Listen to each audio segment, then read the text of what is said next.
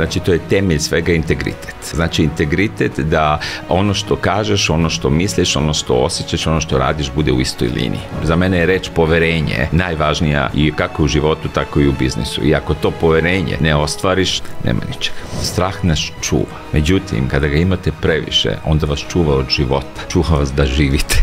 I onda vi u stvari dođete i završite život i kaže, hvala Bogu, završilo se. Ambicija je izuzetno bitna. Kaže, Sokrat je rekao, ako nemaš motivaciju, ambiciju, kao da ti nedostaje vazduh, kada ti je glava ispod vode, ti nećeš ni u čemu uspeti. Trudim se da radim samo ono gdje mi cakle oči. Kada mi više ne cakle oči, ja onda ne dajem svoj 100%, ali na neki način i prelazim na nešto drugo. Uspeh ima dve stvari. Jedno je da veruješ da može da bude bolje od ovog što je danas, a druga je da u stvari možeš to da izneseš.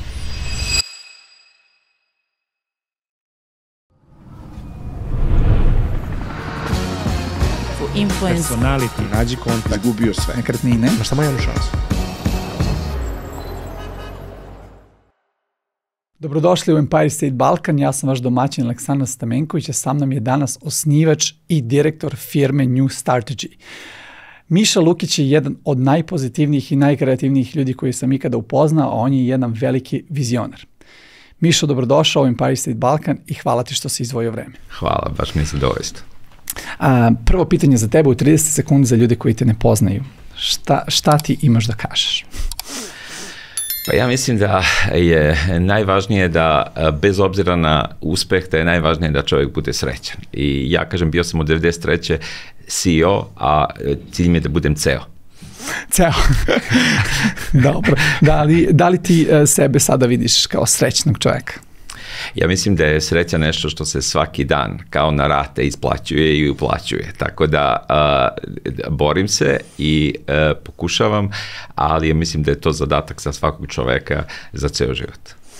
Slažem se sa tom, baš sam bukvalno, često dobijamo taj pritisak socijalnih medija, društvenih medija, da bukvalno svi su tamo srećni, svi su tamo nešto nasmijani, uspešni, zadovoljni, ali to je delim sa tom ovo mišljenje, mi moramo raditi svakog dana, tako na tome. Tačno. Dobro.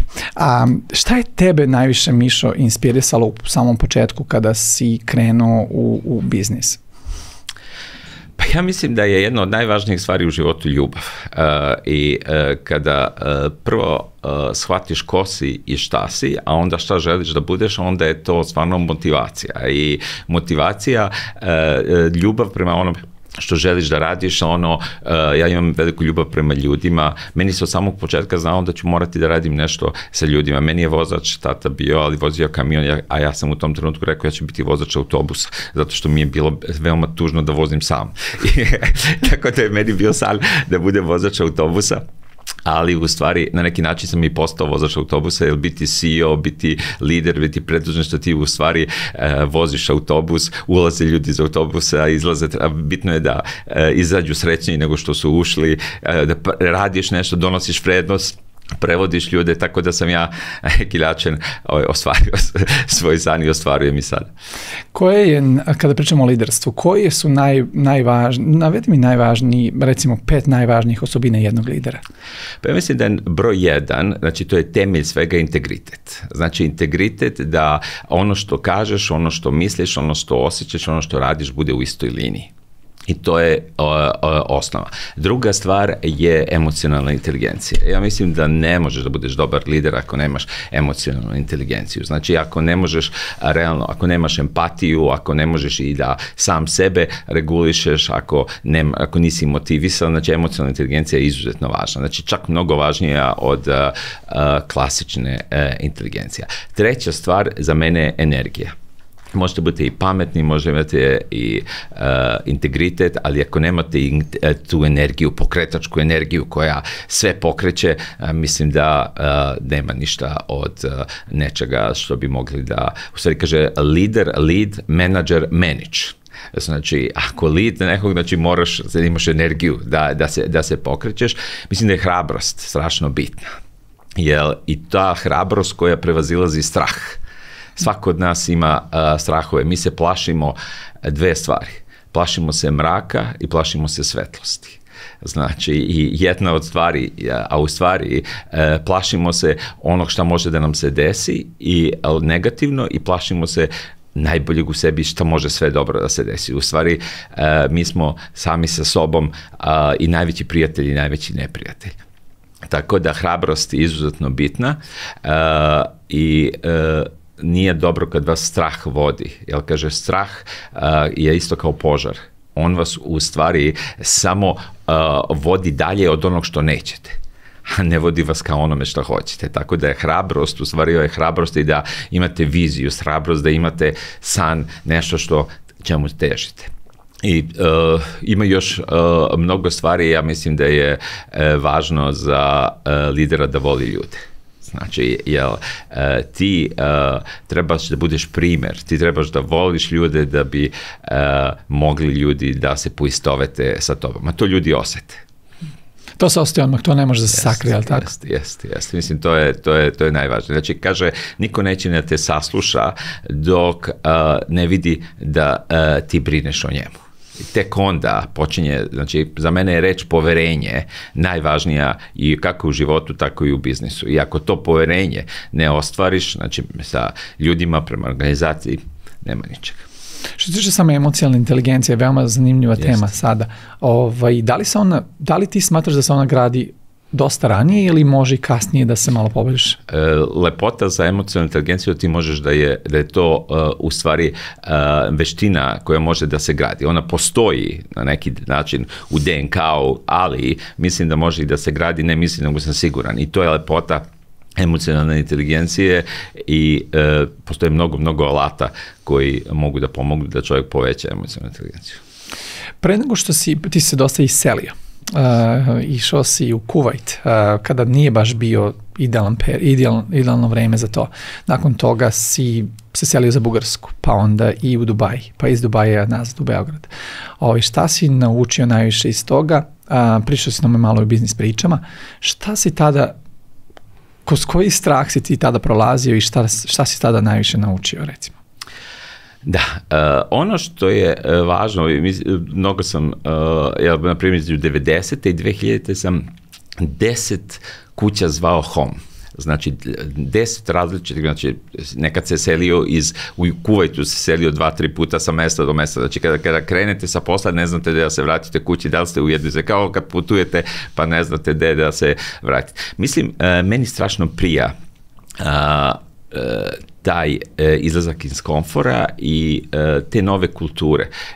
Ja sam bavio sam se poslom marketinga gde sam morao da znam duboko o samoj ciljnoj grupi, o ljudima. Veruj mi, ja sam znao u zemljama kojima sam živeo više o Kuvajćanima, o ljudima Emiraćanima, o ljudima iz centralne istočne Evrope više nego oni sami, zato što oni podrazumevaju. Ja uđem i tako uđem u taj cultural code da mi to mnogo pomaže da prvo razumem, a onda i da zavolim te ljude. Kad vi ih zavolite, tek onda možete da ih na ovaj ili onaj način usmerite da kupe neki proizvod ili da urade nešto ili vašu uslugu. Ja sam uvek mislio da neko je čak rekao, kaže, moraš da voliš svoje kupce da bi bio dobar u biznisu. Kako si ih upoznavao? Kako si ih izučavao? Što si alat koristio? Ja sam imao jednu interesantnu strategiju, pošto ja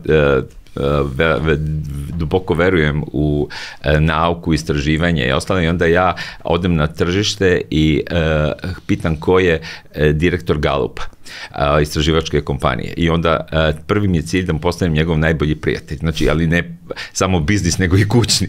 I onda kada uđem i onda saznam mnogo interesantnih informacija, znači sa strane. Drugo, gledanjem. Znači, odem u supermarket i gledam ljude. Znači, najmanje ćete dobiti od toga kada pitate ljude. Znači, gledanjem dobijete mnogo, znači, gledate njihovo ponašanje u raznim situacijama i mislim, to je ako postoji jedna stvar u mom biznisu da sam dobar u tome, to je uvid, znači insight, znači da vidiš nešto što drugi ne vide, a svi gledaju to. Tako da je način kako, i zato me je to i veoma interesovalo, da kada dođeš na neko novo tržište da shvatiš nešto što i oni sami ne znaju. Ja sam rekao mojim zaposlenima, veoma često im kažem, vama je samo jedan cilj, kad sam vodio našu marketinšku agenciju, vama je samo jedan cilj, da znate bolje potrošače nego oni sami, a to nije teško. Ljudi sebe veoma malo znaju. Da, juče smo imali baš zanimljiv razgovor po pitanju ovoga sa Miroslavom Vargom, koji je Google ekspert iz Hrvatske. Baš je pričao da Facebook na osnovu 150 lajkova bolje poznaje osobu od njihovih najboljih prijatelja. Google, čak i njih samih. Google da sa 250 bolje zna, ili 300 bolje zna njih od partnera, a sa preko 350 lajkova Facebook bolje poznaje njih od njih samih. Što ja iskreno verujem i bilo mi je frapantno, ali mislim da je to... Pročitao sam taj podatak, to je fenomenalno. I evo, to je na neki način ukratko. Ja kada sam radio, bavio se više, nije postojalo baš tako, ja sam sa raznim kombinacijama, ali imao sam svoj algoritam u glavi neki koji sam u stvari pokušavao. I to mi izuzetno je i uzbuđivalo i činilo srećno. Zašto ti misliš, Mišo, da mi ne poznajemo sebe?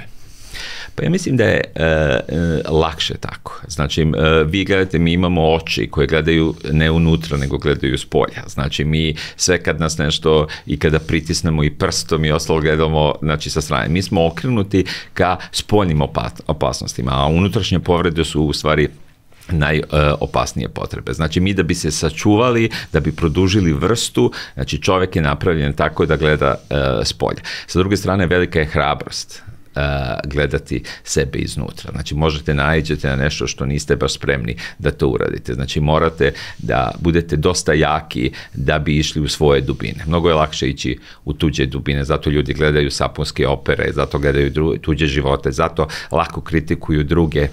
Kad krenu u ovom pravcu, onda shvate tek koliko je i drugima teško, shvate koliko život nije jednostavan, počinju da razumeju i njihovu perspektivu zato što gledaju kako u stvari iz svoje perspektive prave i greške i ostalo. Znači, hoćeš da kažeš da su tu strahovi glavna stvar, da taj strah da se suočimo sa samim sobom i sa nekim stvarima iznutra za koje možda u tom trenutku emocionalno nismo spremni. Strah je najjača emocija i strah je u stvari, svaka emocija je potrebna. Znači, strah nas čuva. Međutim, kada ga imate previše, onda vas čuva od života, čuva vas da živite i onda vi u stvari dođete i završite život i kaže, hvala Bogu, završilo se. Zato što se nije ništa desilo, a u stvari niste živjeli. Tako da, s jedne strane strah vas čuva vas od neželjenih stvari, ali ako ga se prepustite strahu i ako on nije doziran, ako ga ne kontrolišete, onda veoma lako možete da sami upadnete pod stakleno zvono i da u stvari živite sterilno. Napomenuo si da je naš mozak naš najveći limitirajući faktor.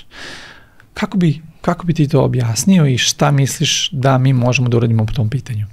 Pa ja mislim da je naš mozak najveći limitirajući i naš najveći potencijal. Znači, imati mozak i imati tako nešto, a ne koristiti ga, mislim da je izuzetan peh. Ja ga više gledam kao potencijal nego limitirajući faktor, jer u stvari mi možete da imate atomsku bombu i ona može da raznese svet, a sa druge strane može napravi energiju, nuklearna energija može da napravi energiju za ceo svet i čak sad da bude i održava energija. Tako da ja mislim da je i mozak. Mozak je oružje i oruđe, a u stvari zavisi od onog ko sa njim upravlja. Jasno. Takođe, ono što mi se baš svidelo jeste da ti imaš, ti si nekako napravio tu podelu na 3 vrste ljudskih ličnosti. 0, jedinica i dvojka. Ta filozofija mi se baš sviđa. Reci mi nešto o tome. Da, ja imam dosta alata koje sam sam izmislio. Ja volim da kažem, ja sam s jedne strane business dizajner, sa druge strane life dizajner. Čak sam i kupio domene pre mnogo godina business.design i life.design. Tako ja se nadam da će jednom trenutku i dosta urediti, ali neću ih prodati. Jedan od alata je u stvari, ja ih zovem alat za određivanje partnerstva. Ona jeste za procenu ličnosti, ali u stvari da li je biznis ili lično partnerstvo, kako ući u to. I ja delim na ličnosti koje su 0, 1 i 2. Generalizovano, ali može da pomogne. 0 su ljudi koji su negativni. Znači, bez obzira na imućno stanje, na inteligenciju, čak ljudi koji su negativni, ljudi koji vam uzimaju energiju, ljudi koji vi provedete sa njima vreme, to je stalno negacija, kaže, naći će uvek problem za svako rešenje.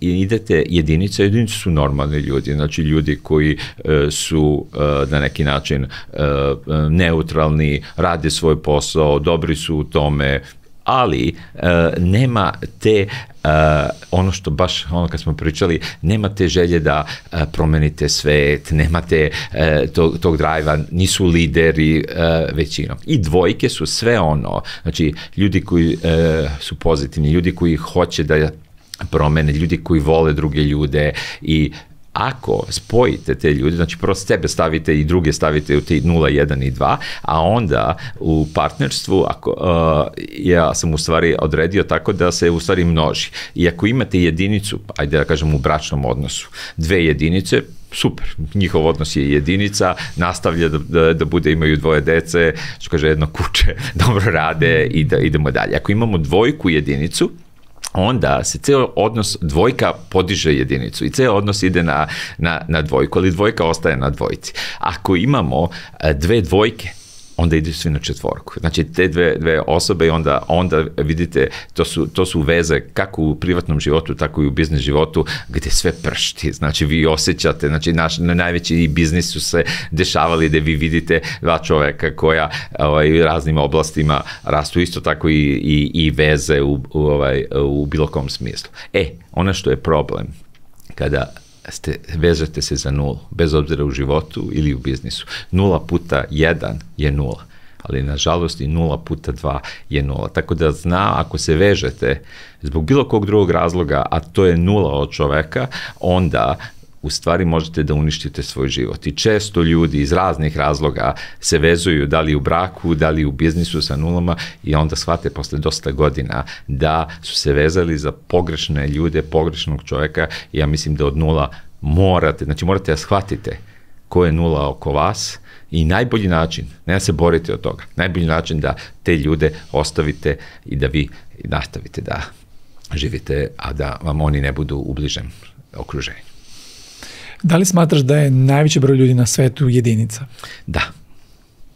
To su ljudi koji su koji rade za drugih, koji su jedinice su normalni ljudi, a ja kažemo normalni ako postoji nešto normalno. Međutim, sa druge strane jedinice su i proizvod sistema.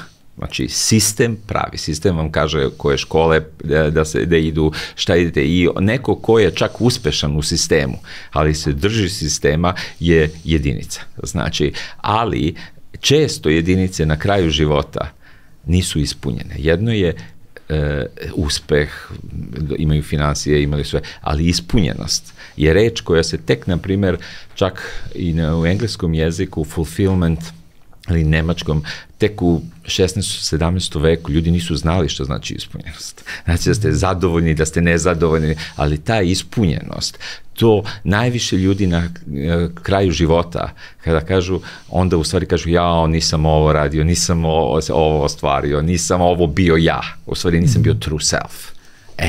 To je, ja mislim, najveći problem jedinica. Taj život je super, oni su dobri ljudi i ostalo, ali na kraju prožive i nisu nešto promenili, nisu iskoristili svoje potencijale. I to je, u stvari, onda često jedinice to pokušavaju da prebace na decu, da u stvari deca to urade, a onda izvrše izuzetan pritisak, a onda deca taj pritisak ne mogu da izdrže.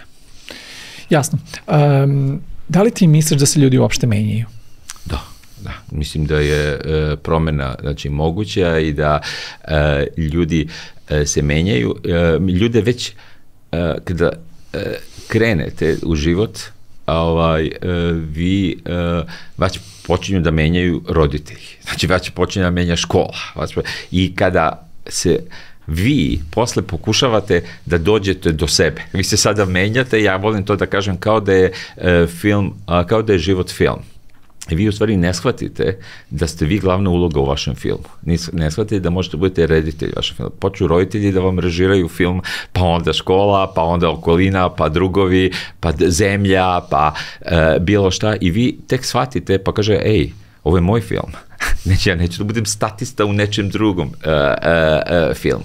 I to neko ne osvesti do svoje 50. 60. godine, a neko osvesti prilično rano i onda prvo počinje da igra glavnu ulogu u svom filmu, a posle počinje da režira. I to je izuzetno bitno da shvatite da imate svoj film i da možete da menjate. Možete menjati svoj karakter, možete da približavate se sebi. Obično nas odvajaju od našeg karaktera spoljne faktori, a onda posle drugi deo života, kaže, vi se menjate, u stvari približavate se sebi. To je kao neki krug koji vas ovako vodi, a onda ovaj drugi deo kruga vas vraća na ono što jeste, ali se u stvari ceo život menjate pod raznim okolnostima. Mišo, kako si dete bio? Da li si od uvek bio vizionar, pozitivan ili si to kasnije razvio? Od ranih dana sam bio, ajde da kažemo, čudno dete. Znači, dete koje je bio kao dete koje je videlo nešto što možda druga deca nisu vidjeli. Ja sam u 5. godini igrao sam se napoj i moj teča je dolazio i kaže, Mišo, šta radiš? Kaže, pa evo još malo, još 2 godine života. Znači, ja u 5. godini njemu kažem, još 2 godine života i on kaže, kako 2 godine života, Mišo, šta pričaš? Kažem, znaš šta, za 2 godine u školu, posle fakultet, posle se zaposlim, posle žena, deca, ja kažem, moram da uživam ove 2 godine. Znači, ja u 5. godini počinjem da razmišljam o tome. Drugo, ono što mi je bilo izuzetno drago kad sam bio dete, ja sam jednom veoma prirodnom okruženju, jedno srećeno detinjstvo. Na primjer, kad je moj taj teča baš dolazio, igrali smo se kao obo indijanaca i moja najbolja drugarica je bila šerif. Tog dana je ona trebala da bude šerif. Znači, bez obzira da li je žensko, da li je muško, mi smo se igrali i fudbal i lastiš zajedno i totalno jedno veoma prirodno. Ja sam u osnovnoj školi bio u 1. razredu osnovne škole predsjednik razredne zajednice. Znači, od samog početka sam bio lider, ja sam nametao drugim ljudima šta ćemo da se igramo, koje igre. Tako da, u samog početka sam video nešto što verovatno moja deca u mom razdoblju nisu. Tako da se na neki način, čak i neki moji prijatelji od ranije su rekli, kaže, pa videlo se da nešto ti iskačeš i još i tada. Ali bilo je mnogo dogodovština sa druge strane, baš u tom periodu. Kako si učenik bio? Vukovac, znači bio sam Vukovac i baš ima jedna dogodovština tu, jer iz svakog perioda vi nešto saznate. I s jedne strane, mislim da je najvažnije što su mi roditelji preneli, to je samopouzdanje. Znači, ta vrsta samopouzdanja s kojim su oni sa mnom pričali, kad sam imao 3, 4, 5 godina, 7, mi smo kupovali kuću, menjali mnoge stvari, ja sam učestvovao za stolom kao što sad ti i ja sedimo i odlučivao. U tom trenutku ja sam shvatim da možda i nije moj glas bio, ja sam mislio da je moj glas u stvari najvažniji. I taj osjećaj što su mi dali i koren i krila, je nešto što me je pratilo ceo život. Ali ono što sam teo da ti ispričam, bila je jedna situacija u osnovnoj školi gde je nastavnica muzičkog, ja sam bio Vukovac, ali znate kako, imate idem na sve vrste raznih takmičenja, najbolji ste iz matematike, fizike, hemije i ostalo i onda mrzi vas da učite likovno onu teoriju, muzičku teoriju ili ovo. I onda zbog svih ovih zasluga na kraju vam poklone ocene iz muzičkog, likovnog i tako. Međutim, bila je jedna učiteljica, to jest nastavnica iz muzičkog, koju je to baš nerviralo i prozove me, ja mislim da sam imao 12 godina, i prozove me i ja nisam bio spreman i ona tada kaže jednu rečenicu koja mi je ostala za ceo život. Rekla je, ja nisam videla ambicioznije dete koje manje zna. I to je moglo da uništi neko dete. Znači u tom trenutku i deca su se smejala i ti odeš kući i sada razmišljaš o tome. To vrsta samopouzdanja koju su mi roditelji dali je u stvari pomoglo mi da razložim šta mi je nastavnica rekla. Rekla je, ni ambicioznijeg deteta, ni deteta koje manje zna. Ja sam mesto da smanjim ambiciju. Ja sam rekao, ok, ja bi bio ok, da sam više znao. I ja u stvari naučim napamet knjigu. I javim se sledeći put i dobijem 5 i niko nije mogao da mi pokloni. Tako da ambicija, već od ranih dana, sam shvatio da ljudi kad kažu ambicija, ljudi je stvarno povezuju sa ekstremnom bolesnom ambicijom. Ambicija je izuzetno bitna. Kaže, Sokrat je rekao, kaže, ako nemaš motivaciju, ambiciju, kao da ti nedostaje vazduh kada ti je glava ispod vode, ti nećeš ni u čemu uspeti. Kaže, ako ne daš svojih 100%, ako daš 99, kaže, voda na temperaturi od 99 stepeni Celzijusovih je vruća voda. Voda od 100 stepeni Celzijusa pokreće parnu mašinu. Tako da ta ambicija, normalno, da nije bolesna ili svaka ekstremnost je loša, znači ta ambicija koja vas vodi kroz život, mislim da je izuzetno bitna, a ne možete da izdržite ako ta ambicija nije vezana za nešto što volite. Znači, shvatite sebe, razumete što volite i onda se prepustite toj ambiciji slobodno. Znači, samo da to ne ide iz neke pogrešne motivacije, iz nekog straha i ostalo, nego iz razumevanja šta volite i onda će vam ta ambicija vas u stvari gurati kroz i kad je loše i kad je dobro. Fenomenalno. Ovo mi se baš sviđa. Znači, ambicija koja je zdrava je vrhunska. Kako ti vidiš to? Kako da prepozna neko da li je ambicija zdrava ili nije, recimo? Jeste. Pa ja mislim da se uvek šta god radimo prepozna prema tome da li donosite negde vrednost ili je uzimate neko. Znači, ako donosite vrednost sebi, svojoj porodici i svima ljudima oko sebe, onda ta ambicija je pozitivna. Ako je ambicija da bi, čak neke kompanije imaju ambiciju da unište konkurenciju, to je pogrešna ambicija.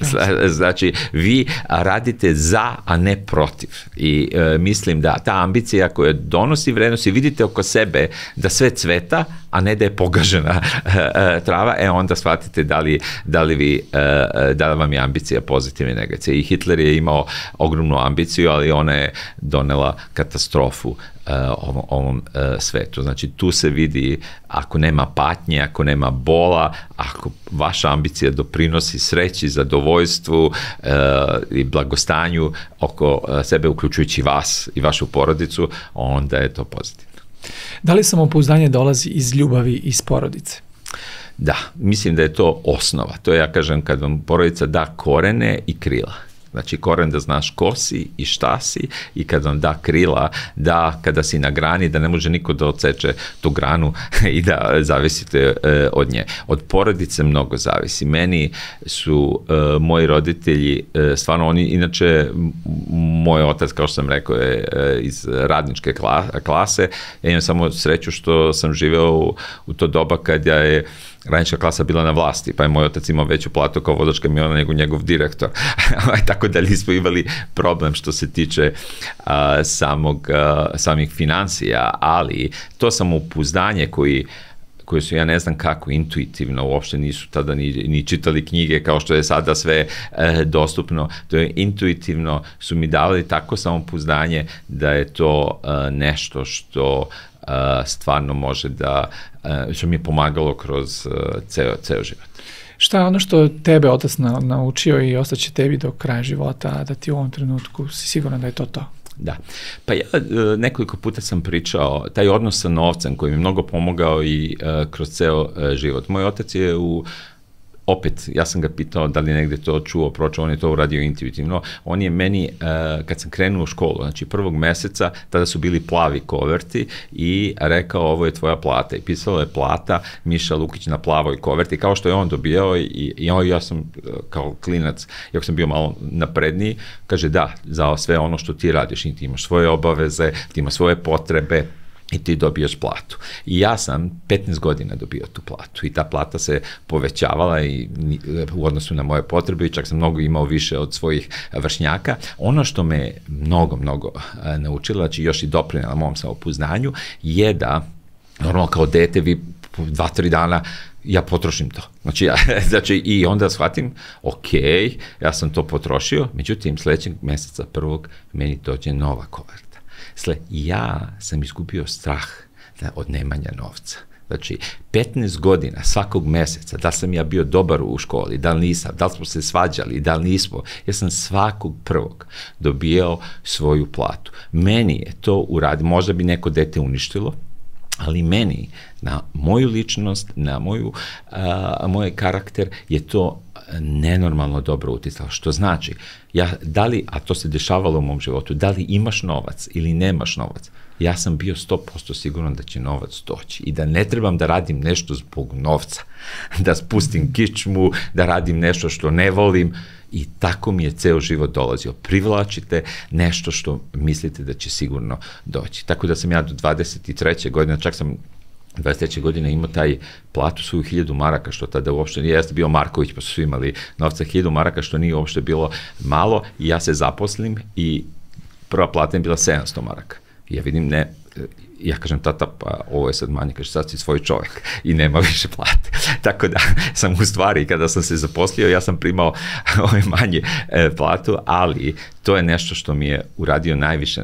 Mislim da tako nešto, i zato mi je bilo i veoma lako da izlazim iz komfort zone, zato što novac mi nikad nije bio nešto s čega sam plašio da ga neću ili hoću imati. Novac mi je uvijek bio nešto što će doći, što je bila posljedica mog dobrog ili lošeg rada. Da, ovdje smatram da dosta utjecaja ima i to što dolaziš iz zdrave porodice. Verovatno neko drugo dete u tvom slučaju bi malo drugačije reagovalo, neko dete bi možda potrošilo sve odjednom i možda bi to bilo i negativno za nekog. Mislim da je osnova dosta važna. A s druge strane, da li si ti u tom trenutku raspoređivao taj novac i učio kako je pametno rasporediti taj novac jer dobiješ samo jednom mesečno, ili kako si to? Da, pa baš je tako. Prolazio sam kroz sve faze. Kad dođete na početku kao dete, potrošite sve. I nemate za roman, onaj koji vi volite, znači onaj strip neki, ja dođem i on izađe, ja sam potrošio novac. Ja kažem, ok, sljedećeg mjeseca moram da ostavim za ovo i ovo i ovo. Znači mora da bude za neki rođendan, pa da kupim drugu poklon, pa da izvedem drugaricu na ovo, i ja počinjem da razmišljam da trebam da rasporedim taj novac pravilno. Tako da, lepota toga da mi nije neko učio.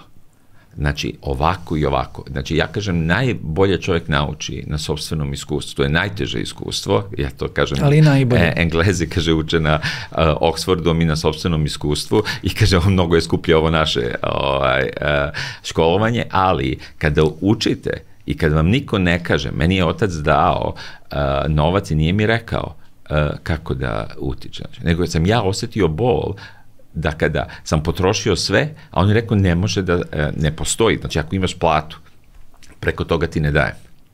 I ja znam. Jasne. I šta se to desilo, onda sam ja počeo da raspoređujem, počeo sam da planiram, počeo sam znači, i meni je, ali se nisam plašio da neće doći. Pa čak i ako napravim grešku, znači napravim grešku, bacim novac, uradim, ja kažem ok, napravio sam grešku, pokušat ću da to ne uradim, ali nije bilo one korekcije roditelja, pa dobro, evo dao sam ti 100 maraka i evo ti sad još 20 zato što si napravio grešku. Ne.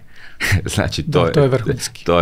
To je bila, ja mislim, glavna poenta toga, i on je to radio intuitivno, i mislim, ali opet kažem, znači, zavisnosti od podloge, zavisnosti od kada ljudi novcem pokušavaju da nadomeste tu ljubav ili to neko samopouzdanje koje mi je dato, onda može da čak ima kontraefekt. Da li si ti, Mišo, nekada radio nešto, a da to ne bude 100%? Da li uvek ulaziš u stvari i u svoje odluke sa 100% svoje energije i sebe? Trudim se, ima jedna anegdota, moj cijel život je pun anegdota,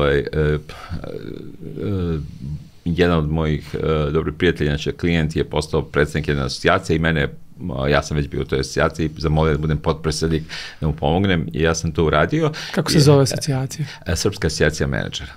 Čuo sam, fenomenalno. Ali to je bilo baš pre 12-13 godina i ja kada sam tadašnja direktorka, izvršna direktorka asocijacije Maja Piščević je rekla, ispričala mi jednu anegdotu, pričala je sa Bojanom Radonom koji je tada bio predsjednik asocijacije i rekla, pa nisam znao Miša, pa Miša je fenomenalan, pa Miša je i kreativan i ostalo. I on je samo jednu stvar rekao, jel mu cakle oči? On kaže, cakle mu oči kao da, iskoristi dok mu cakle oči. Kad prestane da mu cakle oči, više ni novac, ništa živo neće raditi. Tako da, ja sam, trudim se da radim samo ono gdje mi cakle oči. Kada mi više ne cakle oči, ja onda ne dajem svojih 100%, ali na neki način i prelazim na nešto drugo. Znači, to pokušavam, normalno, dešavaju se tranzicije u životu, dešavaju se neke stvari da morate da radite ono što niste 100% sigurni, ali čak i tada dajem 100% da izađem iz toga. Jasno. Znači, da li su oči cakle, vraćamo se na Kuvajt, kada si prešao u Kuvajt? Yes. Znači, to je, ako su mi nekad caklile oči, to su tada. Znači, tada ja dolazim, ako se sećaš, iz one 90. Ti si mlada, 92. godine, kada je bio u Srbiji katastrofa, pred rat, počinje su sankcije i ostalo, čekamo na benzin, kolone i onda odlazite u Kuvajt, bez obzira što je posle invazija, znači nije Kuvajt tada bio, ali to je neverovatno, znači vi dolazite i onda sitniš za benzin, stajete, ja sam stajao na pumpu, malo potrošim 10 litara na džipu, ja stanem zato što je prazna pumpa. Imate taj osjećaj da, kao, znači kad je prazna pumpa da napuniš gorivo, zato što je ovdje bilo toliko su bili i redovi i ostalo, tako da je u Kuvajt za mene bio fenomenalan, znači odjedanput svet mogućnosti. Ja sam se bavio marketingom i većinom života i tada u marketinškoj agenciji, sam poziv marketinške agencije, ti moraš da budeš pozitivan, zato što kad kreiraš, ako si negativan pesimista ne možeš iskreirati ništa, mi sad što ne veruje. Tako da ja se bavim poslom koji je pozitivan, tržište koje je fenomenalno, mnogo interesantnih klijenata, tako da ako su mi nekad caklele oči, znači u tom nekom periodu, to je bilo to. I tad sam shvatio da everything is possible. Znači, imate stalno neki, bez obzira što sam imam cijel život samopouzdanje, ali kao, šta se desi kad ti odeš iz svog grada, šta se desi kad odeš negdje, ti to najbolje znaš. Da li ćeš i tamo biti dovoljno dobar, strani je jezik i kad posle 6 mjeseci shvatiš da na svakom mestu dobri ljudi, kvalitetni ljudi nađu rešenje. I ja onda u tom trenutku, možete zamisliti, to je trenutak opuštanja. Ja ću biti okej. Znači, ja ću biti okej. Zato što, nema veze, malo se patiš, mi smo otišli u Kuvajt, znači šta smo uradili? Mi smo otišli tamo i pošto smo prodali ovdje stan, dok smo se tamo snašli, na betonu smo živjeli par mjeseci. Znači, kad smo mi shvatili da će biti dobro, nema veze, da li si ti na betonu, da li imaš zavese, da kakva kola voziš, ti kažeš, bit će sve okej. Tako da, Kuvajt mi je bio mnogo, mnogo bitan zato što mi je dao dodatno samopouzdanje, ovo što mi je dato od roditelja.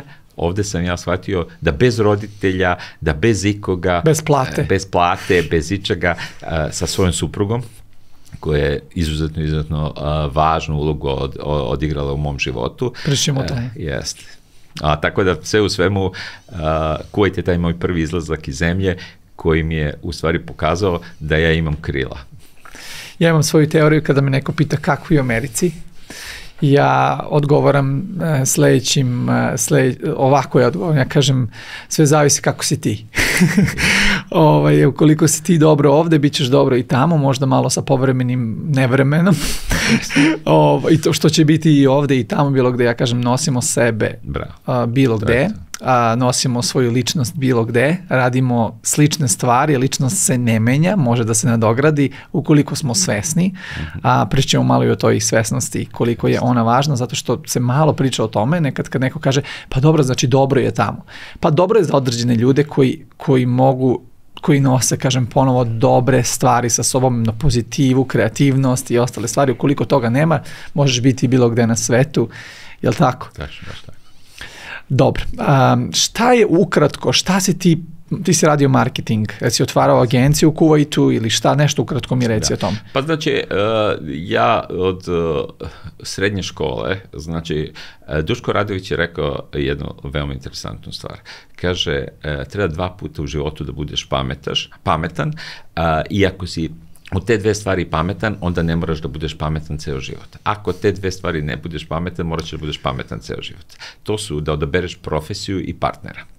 I ja sam u 3. godini srednje škole, to tada bila usmerena, u 3. godini sam očeo ekonomsku školu, imao sam čas marketinga i ja sam posle tog časa marketinga izašao i rekao svojim drugovima, ljudi, ja sam izabrao profesiju. Znači, posle 1. časa marketinga.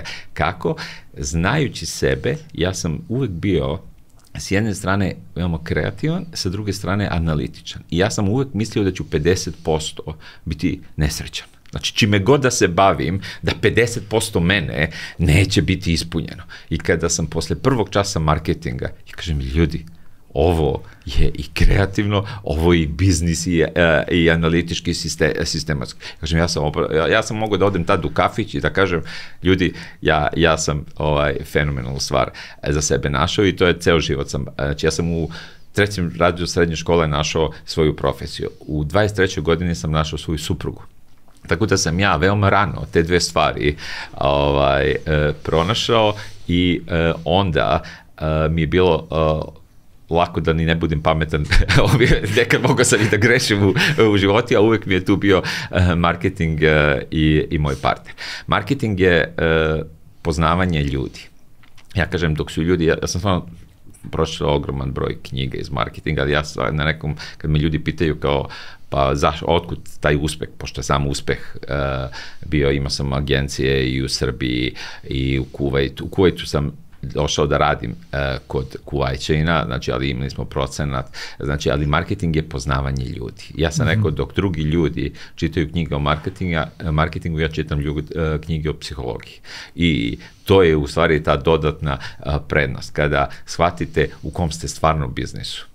Tako da u Kuvajtu je bila izuzetno uspešna agencija kojoj smo se mi pridružili, moja supruga i ja, i čak smo izašli u nekim regionalnim magazinima kao jedna od najuspešnijih agencija, Alfa Advertising se tada zvala, tako da je to već posle Beograda, gde sam bio u Sači, našem najbolje agenciji koja je bila najkreativnija u centralnoj Evropi, onda sam otišao i u Kuvajt, napravili ozbiljnu priču i onda shvatite da bilo gde, onda shvatite da imate profesiju, imate partnere, imate veru u sebe i onda, ja kažem, ni nebo nije granica. Zašto Bugarska nakon toga? To je emotivna priča. Zašto? Zato što Dragan Sakan, koji me je dao prvu šansu u životu. Znači, on je vodio Sači je bila najveća svetska agencija, engleska, najkreativnija. U Beogradu je to bio hram. Kako si dospao? Znaš kako? Sa namerom. Znači, ja sam upisao jedan jednogodišnji kurs Jugoslovenskog instituta za novinarstvo, gde je Sakan, koji je bio tada legenda, predavao. Se upisao godinu dana zbog njega, da bi bio na njegovom predavanju i da mu se nametnem. Bravo. Da me zaposli.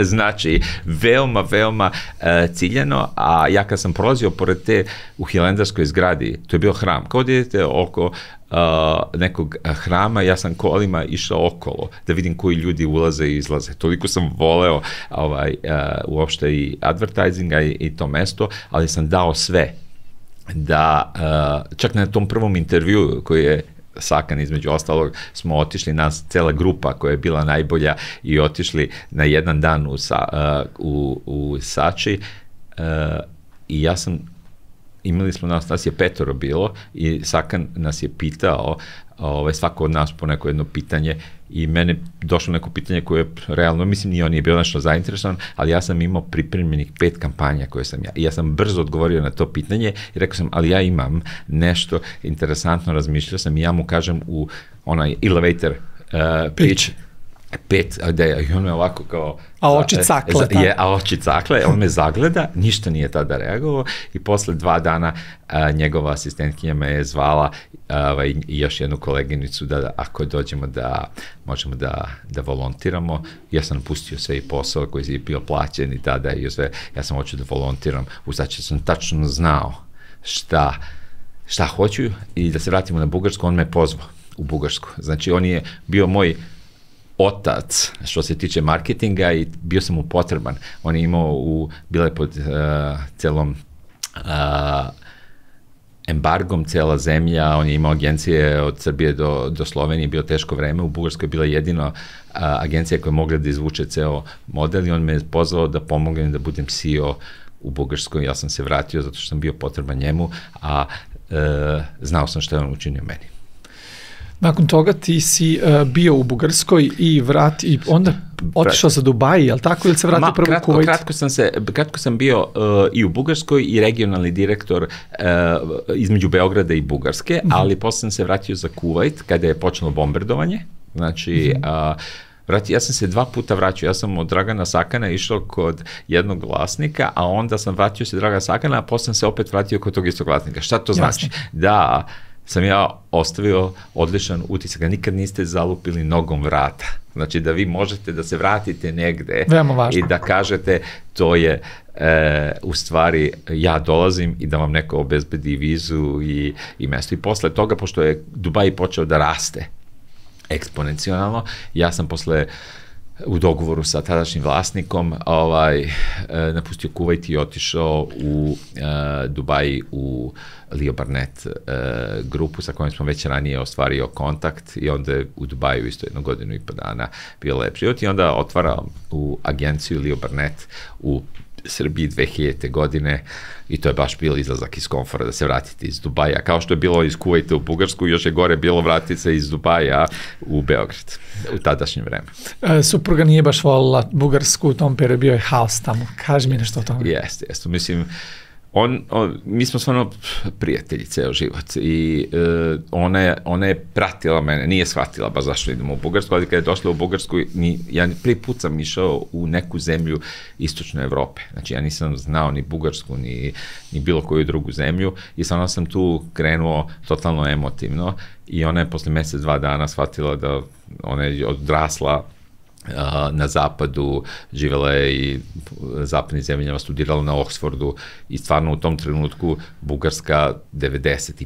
6. godine je bila izuzetno teška za život i ona na neki način me napusti, ne napusti me emotivno, me napusti, ode u Beograd fizički i onda ja ostanem u Bugarskoj zato što sam obećao, ali smo, to je bio jedan težak, ali što se tiče biznisa, ja volim taj period i upoznao sam Bugare koji, moram da priznam, sam imao neke možda predrasude, iako ih pokušavam da nemam nikad u životu, ali tamo koliko kvalitetnih ljudi sam upoznao, to je fenomenalno. I onda mi je taj period ostao zbog tih ljudi i uspeha koje smo ostvarili u Bugarskoj i dalje sad ta agencija koju sam ja vodio najjača u Bugarskoj i te ljudi koji su sad po celom svetu, po Americi, koje sam ja doveo sa Blagoevgradskog univerziteta i koji su bili u tadašnjem Sačiju, to su sad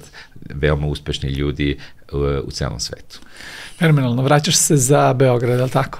vraćam se za Beograd i to dobijam šansu, što kaže, ponudu koju ne možete da odbijete. Znači, Milošević je ovdje još na vlasti, ja sam otišao zbog svega toga, ali dolazi Leo Burnett iz Leo Burnetta i kažu mi da Procter & Gamble, još neki klijenti traže da se Leo Burnett osnuje u Beogradu i ako ja sada ne odem u Beograd, da će morati da daju neku licencu nekom drugom. Meni u Dubaju kreće izuzetno dobro, ja sam CEO jedne od kompanije u Leo Burnett grupi i onda napuštate sve da dođete u zemlju gde je na neki način haos 3 meseca pred izbore, znači pred oktobarske izbore. Ja, kažem, odlučujem se za svoj san. Ja bi otišao i u Kambodžu, ja bi otišao u Vjetnam, znači da imam svoju agenciju. Ja sam bio u životu se spojile 2 stvari. Marketing i da ste preduzetnik. A sad da imam svoju agenciju, da mi daju franšizu, agencije koju najviše na svetu volite i to još da bude vaša zemlja. Znači, kaže, pa malo su otežane okolnosti, da, ali sad je vreme. Jer ako sad ne, ja odlučujem, i Dragana me prati, odlučujem da se vratim 3 meseca pred izbore i mi osnovamo agenciju 14. augusta i potrebno da počnemo da radimo 2. oktobra. Znači, i 2. oktobar, to je vjerojatno jedinstveno u svetu, ja sam izlazim na neki festival, znači na prvom radnom danu počinju veliki štrajk u Srbiji protiv pokradenih izbora Miloševića i javljaju mi se iz agencije, nas je bilo samo 7 tada, veliki je štrajk, jer ćemo mi da radimo, ja kažem, nema kakvi da radimo, mi ulazimo u štrajk. Tako da je moja agencija krenula prva 3 dana i to je verovatno jedina kompanija u svetu da krenete i ponedeljak i sa štrajkom. I mi smo 3 dana od 2. do 5. bili u štrajku. I onda 5. kad se desilo sve ono, tako da im sreća me pogledala, znači, iako sam imao hrabrost da dođem za vreme kada je bilo katastrofa, već posle 5. oktobra je bilo lakše, tako da je to meni neki način, taj 5. oktobar, 6. prvi krenuo sam sa agencijom, ali i to govori kolika ta vizija, ta hrabrost, kaže, nikad ne smete da prodate, da trgujete, kaže da prodate komfor za san. Kada ste prodali komfor za san, onda ste izgubili deo sebe. Ja sam pokušavao ceo život da sanjam velike snove i da ne trgujem sa svojim snovima za komfor. Da li je tada si se vratio i da li si ikada više otišao iz Beograda ili ne? Ne, iako sam 2016. kada sam prodao agenciju, koja tada nije samo bila Leo Burnett, nego cela Publicis grupa, ja sam postao CEO Publicis grupe koja je u prve 3 najveće marketiške communication agency u svetu, znači net revenue preko 13 milijardi eura, znači net revenue 13 billions euros. Ja sam bio CEO za 30 zemalja, znači ta čast mi je bila ukazana i onda ja jesam da sam tražio da ostanem u Beogradu, ali sam tih 2,5 godine, kad sam bio CEO, ja bio stalno u avionu i tako reći sam živeo po svetu, a ne u Srbiji i stalno bio na relaciji između tih 30 zemalja i to mi je bio verovatno jedan od najlepših perioda kada je korporativni svet u pitanju, jer ja sam kao što sam pola strateg, pola kreativac, pola korporat, ja sam se veoma dobro snalazio i u korporat svetu, a pola preduzetnik. Tako da ja volim da kažem za ovu mladu generaciju od millennialsa pa nadalje, da je generacija I. U našem periodu je bilo ili jare ili pare, znači ne možeš da imaš sve. Mlada generacija, znači kaže I, ja hoću i ovo. Ja sam bio na neki način, ceo život I, često neshvaćen, kako može jedno i drugo, tako da sam tako i živeo. Koji je tvoj najveći izazov bio kada sada vratiš film? Da li možeš da se setiš nekog najvećih izazova do sada?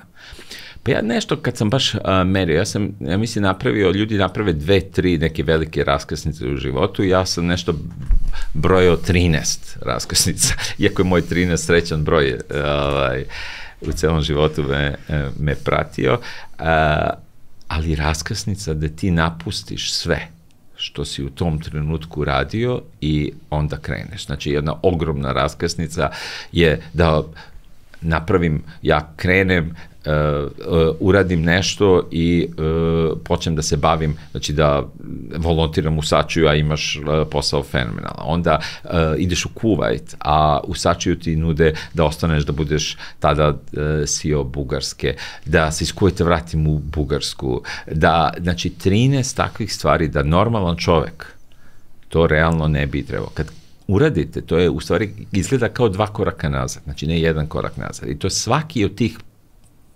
promena su bile izuzetni izazovi. Poslednji izazov je da ja napustim brod, da budem u Publicis grupi kao CEO za 30 zemalja i tu izuzetno uspešno, te 2 godine su bili najuspešniji u svetu kao region. Ja napuštam i otvaram u Srbiji New Strategy kao prva business design kompanija, business i brand design kompanija u jugoistočnoj Evropi. Business design niko nije znao šta je. I ja sad napuštate onaj veliki brod, znači gde ste visoki oficir, znači oni brodovi koji, i ulazite u čamac, onaj kao za spasavanje i vidite tamo neko ostrvce koje vam se čini da tu možete napravite, znači ono kao neki idealan i biznis i život, i krene pandemija. I onda cela stvar, shvatite da ste vi tu u tom čamcu, znači i ja sam dobio nagradu za životno delo u svojoj 44. godini. I ja sam u stvari rekao da u svojoj 55. da se sad bavim biznis dizajnom, a ne marketingu više. Možete zamislite da nešto u čemu ste bili izuzetno dobri, nešto vi krećete od nule i sada ljudi kažu, pa da, ti si bio obućar, sad si zidar, otkud sad to? Kao obućar, ja ću ti dam, ali kao zidar nisam siguran, znači počinjete od nule. Tako da možda ovaj najveći, bez obzira na svih tih 13 izazova, ovaj poslednji, gde ste u 55. godini života počeli da se bavite drugom profesijom, da se budete inovacije u biznisu, ne marketing samo, marketing onda postaje samo jedan deo, nego inovacije u biznisu. Znači prvo mora da znaš dobro biznis, a mora da znaš inovacije, kreativnost i inovativnost nije isto. Tako da ja verovatno kako i godinama ja pravim veće izazove, znači onaj pretposlednji izazov bio da budem CEO za 30 zemalja i da prodam svoju agenciju. Znate šta, kada ste uspešan preduzetnik, imate fenomenalnu agenciju, osvajate nagrade po Kanu, imate 1 milion eura profita godišnje, vi prodajete agenciju da bi bili CEO u korporaciji. Samo zbog neke želje da kažete, pa ja ovo nisam radio. Daj da vidim da li ću biti i u tome dobro i da li mogu nešto da promenim. Koliki nivo sumnje se javio kada si krenuo sa New Strategy i kada se pandemija javila? Da, to je verovatno bio najveći. Znači, mi smo krenuli veoma dobro. Krenuo je neki projekat mi imamo svoj razvijen biznis model, moj partner i ja, još smo 2012. godine Business Sapiens, Brand Sapiens, hvala bi o tome malo popričamo, i krene se iz najvećeg mogućeg pozitivnog priče, jedan projekat sa Singapore Airlines i Microsoftom u Singapuru. Krećete kraj 2018. godine, 2019. godine, sve izgleda, znači, shvatiš da kažeš, to je to. Znao sam zašto sam to uradio i jedan put dođe pandemija i sav novac koji sam ja imao, koji sam ulagao, on počinje da se troši. Ja 2 godine ne otpuštam ljude, ne želim da to uradim, napravimo fenomenalni office, troškovi su bili veliki i tada vam prođe kroz glavu. Da li sam ja mogao da ostanem, kad tražili su u Publicis grupi da ostanem i stvarno su mi nudili fenomenalne i još bolje uslove i ostalo, ali ja sam tada Artur Sadunu pričao o svom snu i on je rekao, dobro, vidim da si odlučio, kaže, ajde, radi par godina pa ćemo te kupiti ponovo. I tada se pojavila sumnja. Znači, pojavila se sumnja da li sam napravio grešku da li je prerano. Znate šta je stvar? Ne da li sam napravio greške, a biznis dizajn, inovacije u biznisu, nešto što izuzetno voliš, ali da li si prerano to uradio? Znaš to za Srbiju, za ovaj region? Ja se uvijek šalim, kaže, šta dobije pionir? Kaže, strelu u leđa. Zato što izađeš prvi i onda svi te ispucaju živi i ovi odozdo i odozgo, a onda dođe drugi i kaže, biznis, znaš što je Miša sad radim jeftinije i ode. Tako da, u svakih ti 13-14 izazova koji su bili, bilo je sumnje. Ja mislim da nema te sumnje, da te zrna sumnje i tog zrna straha, da u stvari nam ne bi nas, to je dodatna motivacija, ali ako padne na plodno tlo, što u ovom slučaju znači negativno, ako padne na neki strah, na neku da vi nemate saopouzdanje, onda može da izgori. Ali ako padne na tlo da neće da prihvati, znači nego je odbije, onda vam da dodatnu motivaciju i dodatni fokus da se još jače izborite za ono što hoćete. Koja je tvoja najveća lekcija bila u životu? Pa, ja mislim da ljudi mogu da nauče i od negativnih i od pozitivnih lekcija. Ja sam imao sreću da sam učio više iz pozitivnih stvari. Meni najvažnije što padne na pamet je, na primjer, taj Kuvajt koji sam otišao, a u stvari ja sam otišao da budem građevinski radnik. Ja nisam znao, tada ja sam učio francusku srednjoj školi, da čak i engleski mi nije bio izuzetno dobar. Ja odlazim da kažem, pa ajde, bit ću građevinski radnik i onda me pita Sakan, ili ti znaš da je tamo 50 stepeni, znači kako jesi ti radio neka građevinski radnik, ja nisam, ali mi je tast građevinski inženjer, pa će, znači, nešto će me naučiti. Znači, ja odlazim tamo, imam sreću da nikad nisam radio na građevini i to je taj osjećaj, ta lekcija. Sa druge strane, moja najveća greška je bila, ako sad u 12 sati noći me pitaš šta je najveća greška, ne emotivna, nego logična greška, što sam se iz Kuvajta vratio u ovaj region, nego što nisam otišao u Ameriku, imao sam mogućnost Kanada i Amerike i treba da se vratim u region. Znači, ali ta dva koraka, iako sam fenomenalne stvari naučio, i bugarsko, i verovatno je to bio moj put, ali ja bi sada mogao, nadam se, sa svim ovim što sam uradio, da pomognem još 10 puta više i ovom regionu i ostalo da sam tada otišao u Ameriku. Jasno. Znači da je to je bila, na primjer, 96. godina i ostalo. Ja mislim da sa onom entuzijazmom, sa onom pričom, znači ovde kada uđete mnoge stvari u regionu, vi uđete do pola je blato i vi trošite ogromnu energiju, znači trčanjem, a drugo kad odete na neka tržišta ti najbolje znaš, gde te pomažu na svaki način i staza je čista, patike su najbolje na svetu i ostalo. Tako da tu mislim da je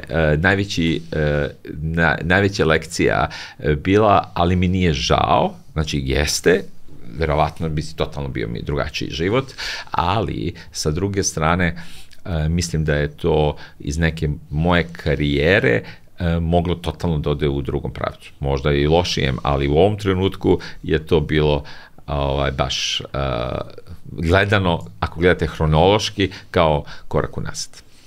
Da možeš jednu stvar, recimo, da preneseš ovom svetu u ovom trenutku, šta bi to bilo? Pa ja mislim da bi to bilo taj pozitivizam.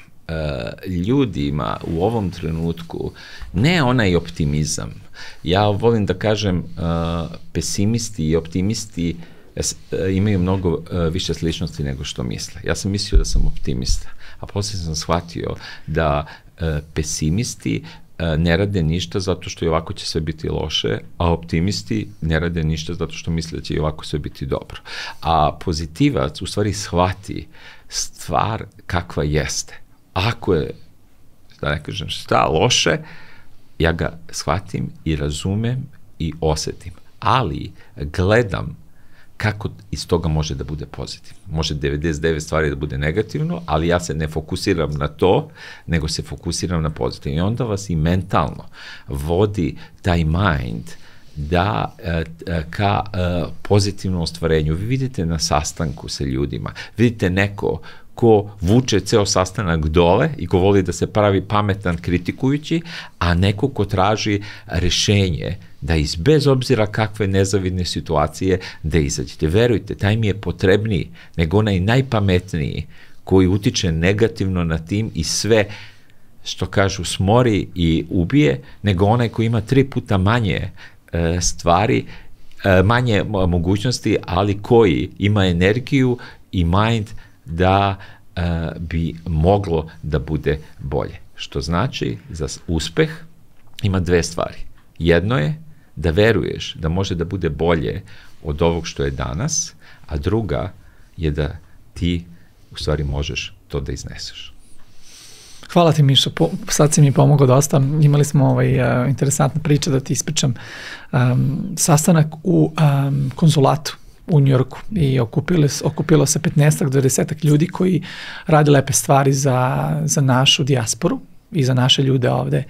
I tema je bila na koji način sa našim nekim idejama možemo da doprinesemo da nas, Amerikanci i ostali ljudi zavole.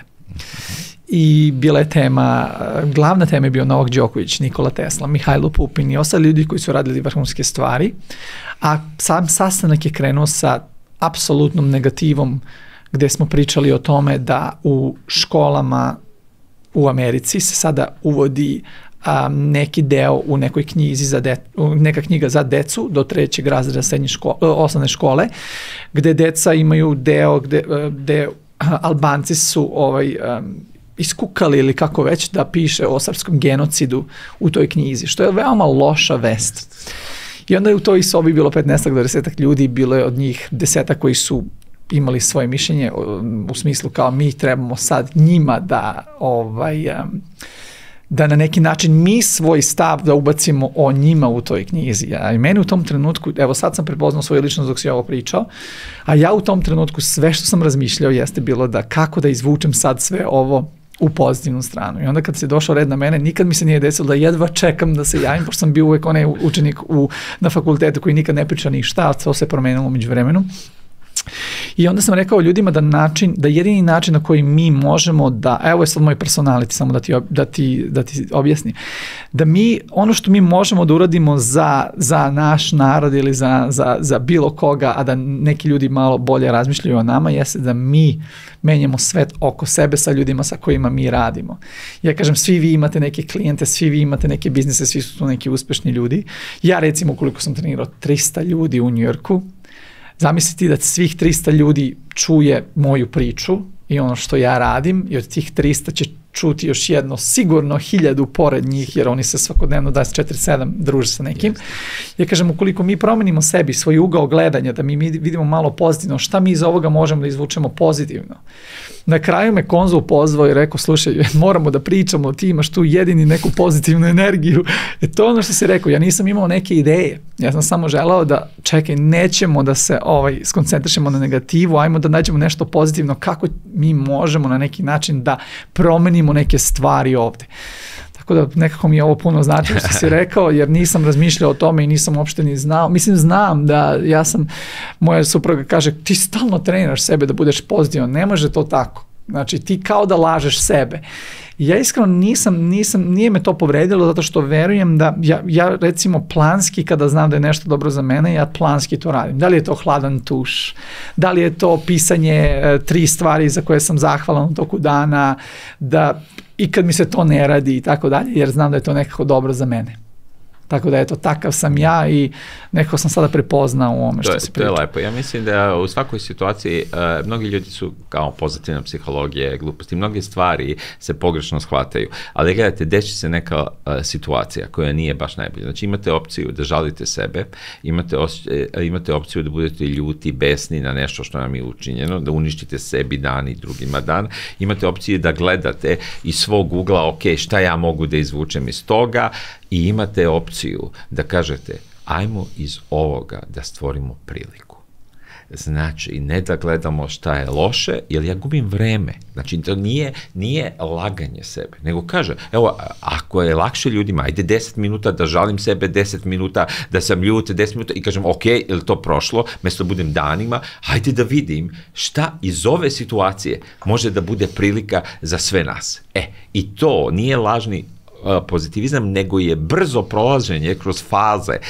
Znači, od onog žaljenja sebe, besa, sebičnosti i ostalog, da pretvaranje u stvari negativnih stvari u mogućnosti. I ja kažem, život je dobijen besplatno i ne može da bude, nemate garanciju na život, što znači u budućnost takođe ne možete da očekujete garanciju, a možete očekujete mogućnosti. Tako da život su mogućnosti. Pozitivizam je da iz svega što se desi vi pokušate da nađete šta je sada mogućnost da iz toga napravite nešto bolje. Što više mislite o drugima, a ne samo sebi, verujte, to će biti bolje. Ljudi koji samo žele sebe da zadovolje, imaju jednu osobu ili par osoba oko sebe, a oni koji žele druge imaju 8 milijardi mogućnosti. Znači, ovi imaju 8 milijardi puta veću šansu da budu srećni nego ovi koji samo misle o sebi. Bravo, to je super stvar, zaista se slažem. Ja, recimo, ja volim i negativne stvari.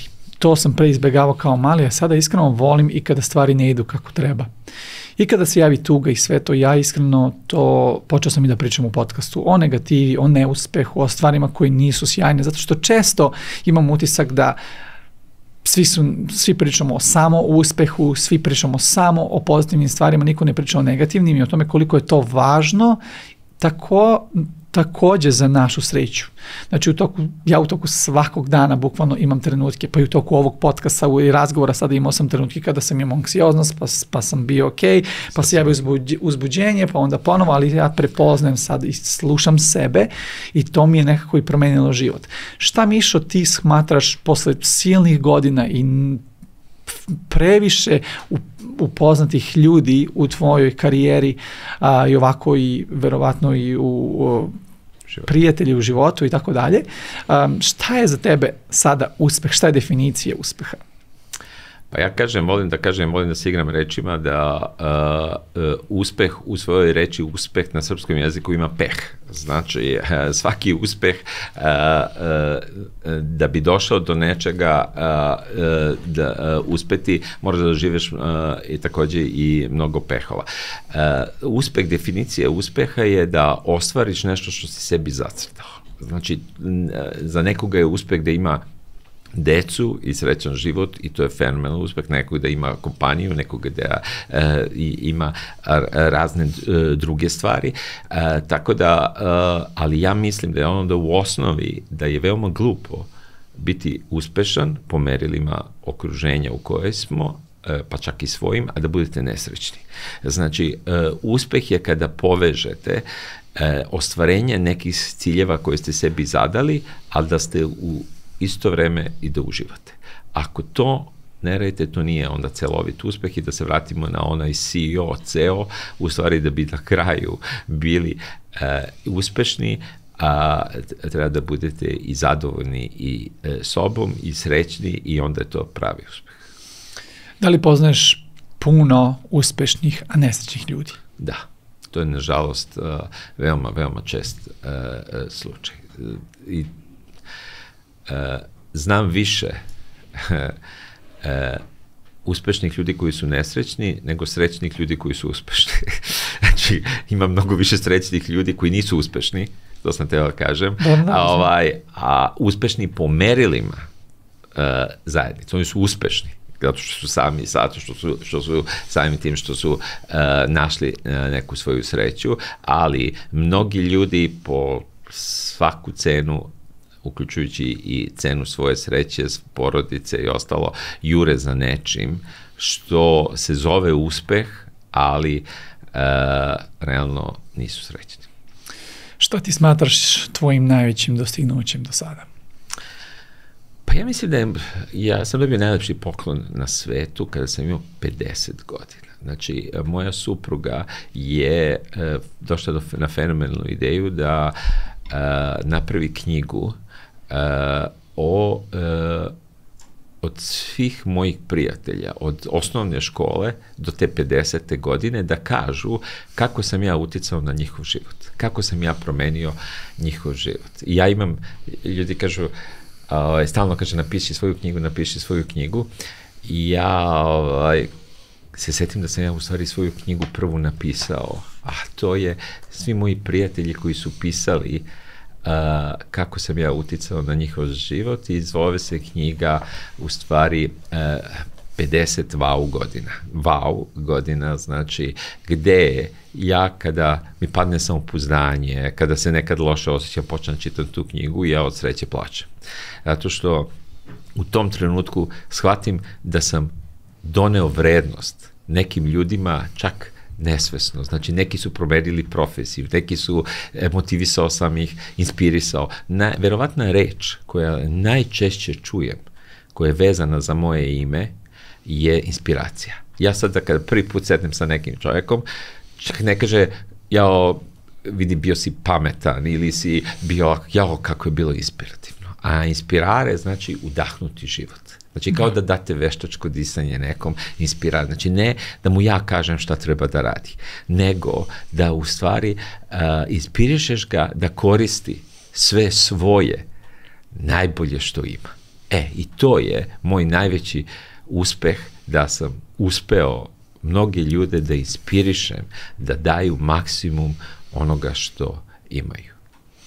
Iz nekog razloga baš sam dobio pozitivne emocije sada kada si ovo rekao, zato što sam isto, ja sam svedok, dobio sam zaista inspiraciju, a iskreno da budem, vrlo često to dobijem kroz ovaj podcast, i to je, da kažem, i bogatstvo, i možda slobodno mogu da kažem jedna od mojih najboljih biznis odluka u životu jeste da se sastajem sa ljudima poput tebe, jer verujem u ovu energiju. Rekao sam ti pre epizode da je uživo totalno drugačije nego da sa nekim pričaš online. Ukoliko pričamo o ključu nekog lidera koji vodi, šta je ključ za tebe bio kada pričamo o tome, o vođenju svojih zaposlenih? Kada bio si vrhunski lider i sada si, i bit ćeš uvek jer si takav, šta misliš da je ključ? Pa ja mislim da je nekoliko stvari. Jedna stvar je da, kao što sam rekao, da ljudi vide that I care. Znači da i meni brinem, da ne brinem samo o profit. Profit mi je na kraju. Znači, ja da brinem o tim ljudima, ja da brinem o... Profit dolazi sam po sebi. On je posljedica. Znači, i minus i plus je posljedica svega što radiš. Ja mislim da je to najvažnije, ta osjećaj da ti voliš profesiju, da voliš ljude prvo, da voliš profesiju i da ono što voliš i profesiju, da oni shvate da mogu da nešto nauče od tebe i da provedeno vreme u organizaciji u kojoj si ti, da oni napreduju. Znači, to je velika stvar. Kad vi dođete i primate veliki novac i ostali u firmi gde vi unazadujete, to nije. Onda, ako ste u firmi gde neko voli ljude, koji brine o njima, koji ih može nešto naučiti, koji plaća njihovima treninge, koji održava atmosferu, brine o njihovim porodicama, brine o svakom pojedincu, i onda je to, sve druge stvari su samo nadomesti se. Znači, nadomesti se ovo. Ako ovoga nema ni jedne druge stvari koje može da neko, da ako se ne ostvari to poverenje između ljudi i lidera u te istinske, iskrene namere, a poverenje je matrica namere i sposobnost. Jasno. Znači, ako imate dobre namere, a nemate sposobnost, vi ste dobar čovek, ali ne možete puno da nekome pomognete i da dođete. Ako imate visoku sposobnost, a loše namere, to je onda ona nula, što vas u stvari može da dođe. Ali ako neko, a prvo što ljudi rade, što ocene kod drugih ljudi, nije sposobnost, neko je namera.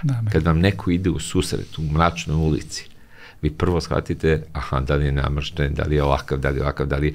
I onda kad vidite da je neko takav, vi sad prvo shvatite, aha, kakva je sposobnost se jači od njega, jer ako ima lošu nameru i obrnuto, ako ima dobru nameru. Tako da namera je, ja mislim, kod lidera osnovna stvar da ljudi, kada shvate da imate dobru nameru, da i oni napreduju uz vas, uz firmu, onda počinje da se ostvaruje poverenje, a kada se ostvari poverenje, onda ljudi daju maksimum, a onda je svima dobro.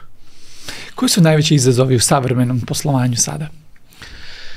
Pa, najveći izazov je ta, ima ih mnogo, ali jedna između kratkoročnog i dugoročnog razmišljanja. Znači, svi pričamo o dugoročnom razmišljanju, o održivosti firme, ono kako bi trebalo da bude. A onda, naše korporacije koje su na berzi, realno rade iz kvotera to kvote, znači iz tromesečja to tromesečje. Svakog meseca gledate da li ste dobri. Završite godinu, tu ste uspešni ne znam koliko, a onda krećete iz novu godinu iz početka. I ako vi ne budete u nekoliko meseci, pavi se nekome žuto svetlo, znači kad ste u korporaciji i dešava se da ljudi CEO-ovi po 18 meseci samo traju i onda taj kratkoročni da ljudima ne daju šansu, vaša promena, šta god hoćete da promenite, mi smo u doba promena, da bi transformisali organizaciju, treba vremena, mi ne možete uzmeti sve vreme ovoga sveta, ali treba vremena, onda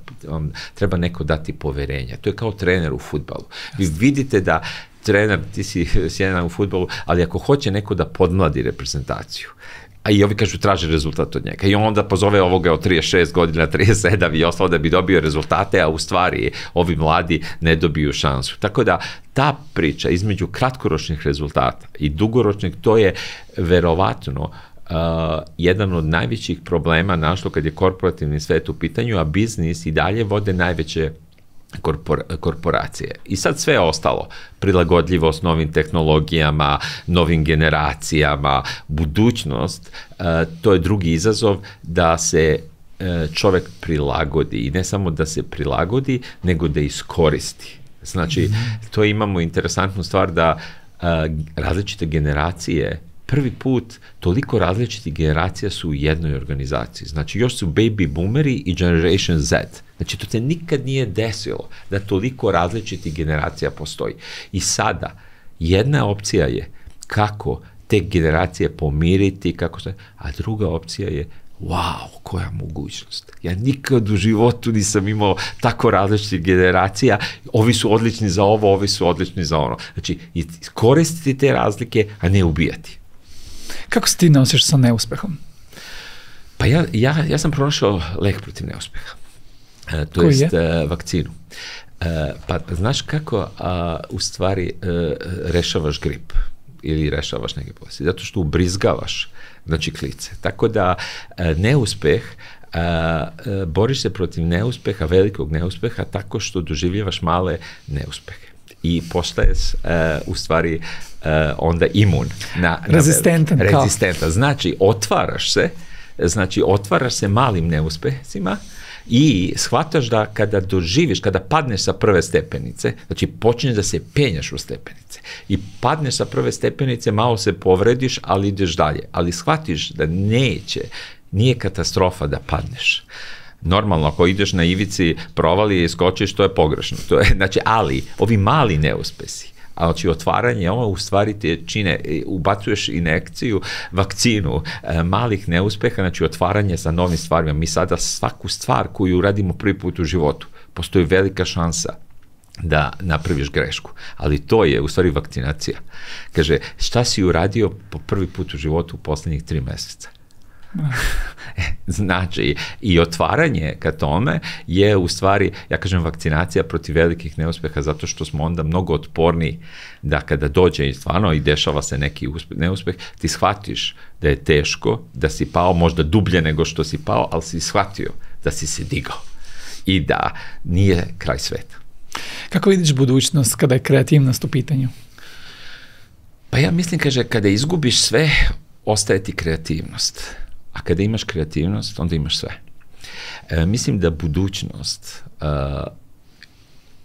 je strašno zasnovana na ljudskoj kreativnosti. Ljudska kreativnost je vrh ljudske inteligencije.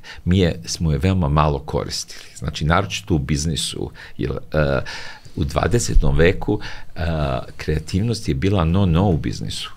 Znači, imao si i research and development centar koji su bili van biznisa, a u komunikaciji si davao agencijama, mi smo bili u biznisu zero tolerance to mistake. Ako si kreativan, ti u stvari moraš da praviš greške. I to je u stvari za ljude, ja kad bi imao sad dete, ali možete zamisliti sad da imaš dete i krene u osnovnu školu. Znači, znaš kad bi išao u penziju? Znači, ako je sad 2024. Znači, a on ima 7 godina, znači 60 godina. Znači, 2084. ide u penziju dete koje sad kreće u prvu školu. Šta da ga učiš? Šta da ga učiš? Ne, znači, ne možeš ničega da učiš, nego ne what to think, nego how to think. Ne šta da misli, nego kako da misli. A kreativnost je u stvari ono kako da misliš. Što znači, kad bi sada imao dete, ja bi ga za vreme, ja obožavam sport, 15 dana bi ga na sport, a 15 dana ne na učenje jezika kao što je ranije bilo, nego na kreativne kurseve. Jezik će naučiti i tako je ovako. Tačno. I u stvari kreativnost treba da se promeni obrazovanje, treba da se promeni škola i da kreativnost bude jedan od glavnih predmeta. Kako razviti kreativnost, jer kreativnost je veština, kreativnost se razvija, mi smo prirodno kreativni, kao što prirodno možemo da hodamo, neko malo brže, da trči, ali svi možemo. Kreativnost je deo našeg bića i ako ostvarimo kreativnost, mi ćemo onda moći da budemo zajedno sa tehnologijom. Ja mislim da je tehnologija protiv čoveka totalno pogrešan koncept. Znači, čovek i tehnologija protiv tehnologije bez čoveka ili čoveka bez tehnologije. Tako da, mislim, ali da, kreativnost je tu izuzetna i kad uradite nešto kreativno, vi dobijete adrenalin, vi dobijete sreću, vi dobijete, znači, kad nađete put do kuće, novi, a kad je gužva, to je originalno način i koristan. Ja kažem, kreativnost je kada nešto uradite na novi način, da vam je korisno. Ako je samo korisno, a nije originalno, nije kreativno. Ako je samo originalno, nije korisno, nije kreativnost. Ako uradite nešto originalno i korisno, vi osjećate iznutra sreću, što znači, to je deo nas. Bravo. Koje su negativne strane uspeha po tebi i kako ih ti prevazilaziš? Pa znate šta? Da li ih uopšte ima? Uspeh, da, ima. Znači, uspeh može da bude droga. Znači, uspeh može da bude addiction. Znači, i vi kada počinjete da budete uspešni, onda se identifikujete sa tim uspehom, identifikujem se sa pozicijom, identifikujem se sa svojom firmom i sada, kada neko napadne moju firmu ili mi neko uzme tržišno učešće, ja sad osjećam se kao da mi je prst oceko i taj uspeh više počinje da mi bude mnogo veći teret nego što mi je zadovoljstvo i sreća. Borim se protiv toga da shvatim da ja nisam to. Ja sam mnogo više nego da li imam uspešnu firmu ili sam uspešan u jednoj stvari ili sam dobio neku nagradu ili sam dobio veći profit. To je deo jedne dimenzije. Ja gledam ceo život u 4 dimenzije. Fizička dimenzija, znači fizička, šta znači fizička? Fizička je naše telo, a u biznisu fizička je materijalna dimenzija. Gledam na mentalnu, znači na mozak, uključujući sva znanja, misli, pa čak i kreativnost. Treća je emocionalna inteligencija, znači tu je emocionalna inteligencija i četvrta je spiritualna. Znači, spiritualna je da ima nešto važnije od vas samih. I buduće generacije, i planeta, i ljudi koje ne znate, i zajednica, i ostalo. Tako da, kad sve provučem kroz te 4 dimenzije, onda shvatim da ljudi koji gledaju uspeh samo u ovoj jednoj materijalnoj dimenziji, koja je deo fizičke, vi shvatite koliko je to malo. To isto kao kad gledate, jao mi svet, jao planet, zemlja, mi smo najjači, znači onda pogledate malo kosmos, pa pogledate, pa ne možete da shvatite gde je zemlja. I to je to. kad shvatite i poziciju i tog uspeha što vi radite i mislite da ste osnovni, shvatite da ima toliko mnogo drugih stvari i da bi bili sami vi celoviti, a kamoli u svetu. Tako i onda stavite sebe na svoje mesto i taj uspeh nikad ne sme da vas digne toliko da shvatite da je to nešto što je, da ste bolji, da nikad neće. I sa druge strane, iako ste neuspešni, nikad ne smije da vas pusti, zato što u stvari imate svoja krila, imate svoje korene i shvatite da je to samo faza u životu. To je uspeh i neuspeh, i to će proći. Znači, i kada ste najuspešniji, shvatite i to će proći, i kada ste najneuspešniji, shvatite i to će proći. I onda vam je okej. Skoro sam pričao sa klijentom, super što si ovo pomenuo, i sad imamo problem, mali nam je bio bolestan i plače, temperatura, levo, desno, ja dolazim kod mog klijenta, sad fenomenalna žena koja baš uvek nasmijana, pozitivno, i kažem, mali nam imao temperaturu, vodili smo ga u hitnu pomoć, znači katastrofa, levo, desno, ono me gleda i kaže, proći će. I ja gledam kao, nije baš empatično. Pa nije baš empatično, nisam očekivao baš taj odgovor. Prošlo je 4-5 dana, pita me kako ste. I ja kažem, super, evo Matija ozdravio, baš smo srećni, sada konačno smo izašli iz ovoga. I ona mi kaže, proći će. I ja onako, kažem, šta ti je, čoveče? I ona kaže, pa vidi ovako, to je meni moja mama rekla jednom u životu i mislim da je najbolja rečenica koju sam ikada čula. Jeste. Aleksandre, sve će proći.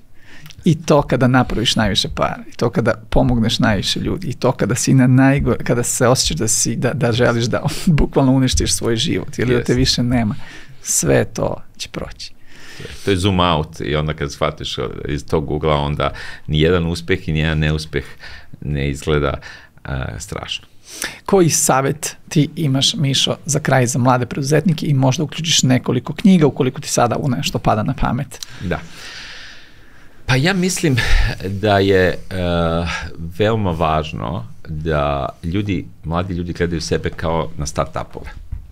Znači, svako od mladih ljudi treba da gleda start-up kao start-up i treba da se predstavi, da razmišlja kao start-up, da se predstavi drugima da je vredan investiranja, da ima ideju ko je, šta je i šta mu je uloga. Kao da radite startup pitch.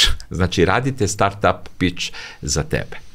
Jedna od važnijih stvari kad je startup u pitanju je da se start. Ja kažem, između, da svako ko je pokrenuo startup je na pola puta. Start je još samo up. Tako da, kada gledate kao mladi ljudi, gledajte sebe na startup, idite na neke sajtove, pogledajte kako startup, šta mora sve startup da razume, ko je, šta je, kako donosi vrednosti, kako doći do investitora, kako okružiti se, nikad ne može nijedan startup da bude sam čovjek, nikad neće uspeti. Znači, gledajte na sebe kao startup i onda ćete u stvari sasvim drugačije videti i svet oko sebe. Znači, pogledat ćete da ima ljudi, da ima mnogo startupova, 1 milion startupova godišnje. Znači, isto toliko se i dece, znači vi ulazite u jednu stvar gde morate da budete i relevantni i različiti. To što pre shvatite, što pre osvestite stvari, znači prvo sebe, pa onda i okruženje, onda će vam biti mnogo lakše, i to je jedan od mojih saveta. Ja inače, evo sad, posle New Strategy, ja inače radim sa startupovima i jedan od mojih startupova je Brand Sapiens, globalni startup iz Dubaja, i to mi daje energiju. To je kao da vam je neko ubrizgao, znači jednu novu energiju, kao da pravite novi organizam, kao da pravite novo dete koji je strašno krhko na početku, a u stvari eksponencijalno može da napravi fenomenalan uspeh. I to mi daje izuzetnu energiju. Većinom sada ću se baviti startupovima, jer to je nešto što je kao da imam decu ponovo. Tako da za mlade ljude gledajte sebe kao da ste startup i napravite svoj pitch deck, napravite ko ste, šta ste, i za 5 minuta elevator pitch da prvo ispričaš sebi, da si svestan, a onda svakom drugom... Ubediš sebe prvo. Tačno, što kaže, uveriš sebe, ja volim da kažem uveriš ubediš se, kaže staviti u bedu, uveriš staviti u veru. Tako da uveriš sebe i u ono što stvarno jesi, a onda da ljudi oko tebe vide nekoga vrednog investiranja. Da će ti dati posao, da će ti dati ljubav, kontakt. Da će ti dati kontakt i to je moj savjet za mlađe ljude. Hvala ti puno. Da li imaš neke knjige u glavi sada koje ti padaju na pamet? Pa ja mislim da imam mnogo knjiga. Znači jedna od stvari koje ja izuzetno puno čitam i ja mislim da je za ljude evo, Buffett, on kaže, provodi sate dane, čak 8 sati, kaže, čitajući, ja isto provodim par sati čitajući i ja kažem dnevno, samo da kažem dnevno, da, i kažem za lidere u biznisu, a ja sam se najviše bavio, znači, biznis temama, ali ja kažem, jedna od najvažnijih stvari da čitate kad ste mali bajke. Znači, Andersenovo bajke, Braće Grimm bajke, Charles Perrault bajke, ili vi shvatite da u bajkama da sanjate. Znači, da shvatite da na kraju će biti dobro. Da shvatite da razvijate maštu.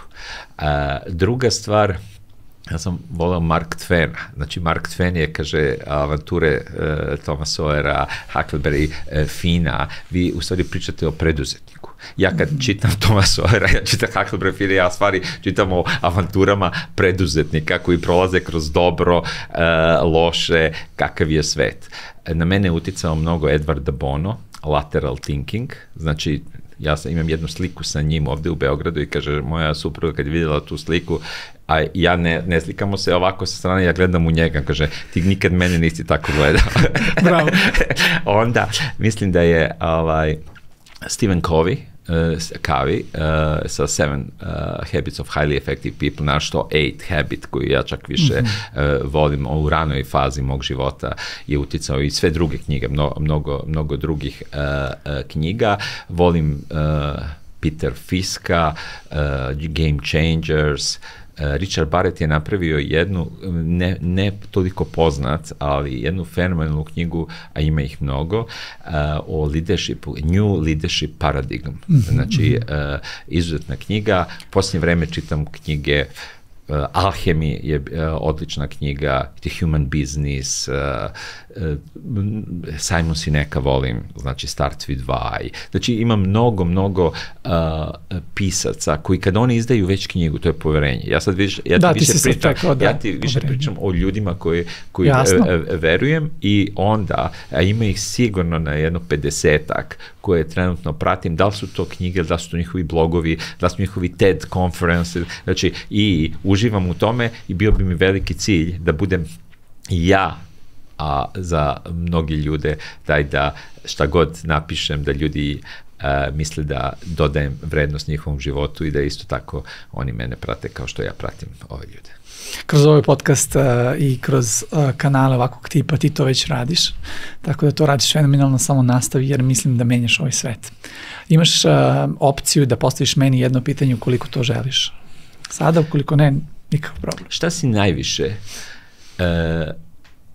koja je tvoja lekcija i šta si najviše naučio iz podcasta koje odlično vodiš? Hvala na komplimentu. Prvo, ono što sam najviše naučio jeste da smo svi ljudi, da smo svi jednaki. To je prva lekcija. Druga lekcija jeste da sam shvatio da okružujući sebe sa kvalitetnim ljudima je najveće bogatstvo koje sam ikada mogao sebi da priuštim.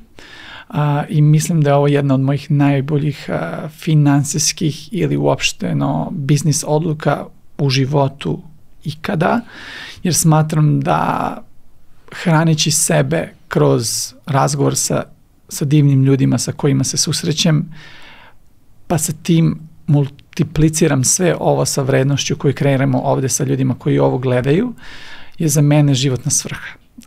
To sam shvatio, to sam ukapirao da nijedan novac i nijedno drugo zadovoljstvo mi nije jednako tome kada pročitam neko vidi vrednost iz svega ovoga. I to su par lekcija da mi onako daju snagu i motivaciju da nastavim i da shvatim koliko uspeh nije važan toliko koliko je taj osjećaj iznutra bitan da se prenesi, da se pre svega osjeti u toku razgovora sa fenomenalnim ljudima sa kojima sam imao prilike i veoma sam zahvalan na tome. Imam jedno dodatno pitanje koje je moguće. Naravno. Ili planiraš nešto da uradiš sa svim ovim ljudima koji su okupio, nešto zajedničko, da je tek ta zajednička energija bi verovatno napravila veliki pomak? Da, imam ideju, prva će biti, prvo naše okupljenje za godinu dana će biti u Njujorku i to sam rekao ljudima, svim gostima koji su gostovali, naravno koji budu bili u mogućnosti da dođu jer je ipak daleko, a iz druge strane i tamo ljude koji sam intervjuisao nisu svi iz Njujorka.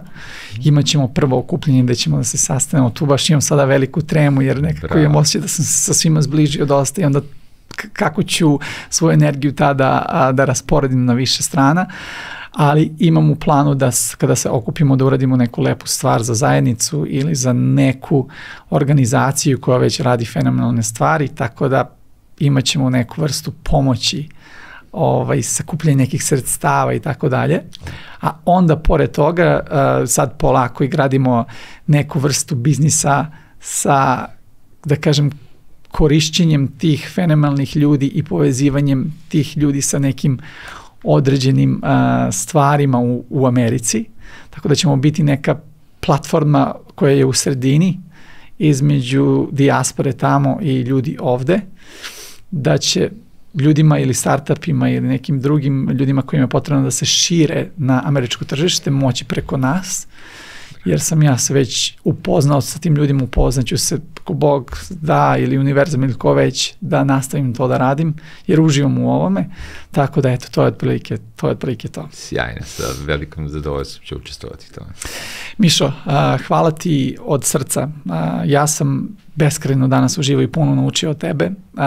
Eto vidiš, pored toga što sam odgledao većinu tvojih podcasta online, danas imam osjećaj kao da sam pričao sa novim čovekom koji mi je nove uvide stvorio, iako smo nešto i ponovili. Meni je ovo veliko zadovoljstvo i hvala ti na tome što radiš divne stvari, što deliš sa ljudima i menjaš zaista i ovaj deo Balkana, a evo sada verovatno i u dijaspori dosta ljudi će čuti. Pozdrav za sve tvoje gledalce, naročito za dijasporu. Hvala puno. Hvala vama koji ste odgledali ovo do kraja. Mi se već vidimo za nedelju dana. Hvala puno na pažnji i doviđenja.